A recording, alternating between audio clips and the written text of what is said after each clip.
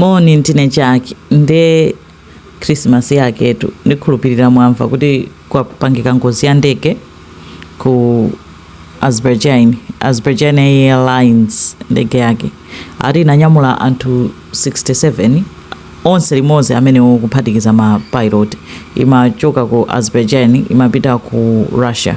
koma ili munjira akuti chifukwa choti weather sinali bwino kwambiri kunali chifunga kwambiri kumene amapitako amachoka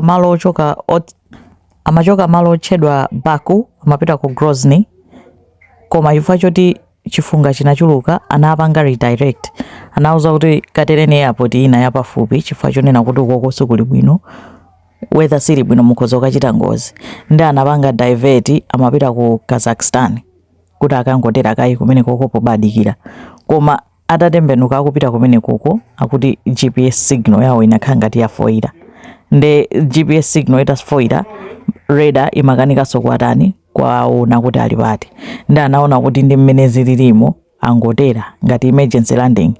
komano ali nkati mofuna kutera apezeka kuti mbalame yatani yazauluka zalowa mu engine ne mbalame ndi vuto pa ndege osati masewerayi ngati pali chinthu china choopsa aside from weather yoyipa chani ndi mbalame zikangolowa mu engine zimatha kugwetsa ndege ndezi nakhala ngatiso zaononga chani ndege kufuna kuti itere yapezeka kuti yapanga crash mmene zikuonekera apa pa video iyo choka ku Reuters zeti medana ijambula ikutani ikugwa koma papezeka kuti patuluka ndithu anthu amoyo 32 mapilot afera pomwepo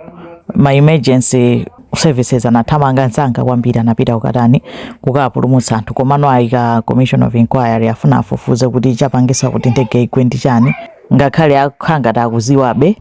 komanso amayenera kupanga investigate anyway komanso afuna adziwe kuti chinapangisa kuti GPS signal ifoire mu ndege mo ndi chani nde zimenezo ndi zomwe zapangika. President wa ku Azerbaijan analali ku Russia amakakumana ndi president wa ku Russia wanyamuka wabwerera chifukwa cha ngozi iyo iti nde kwinako I think timva kuti ma results a investigation ayenda bwanji zikomo kwambiri.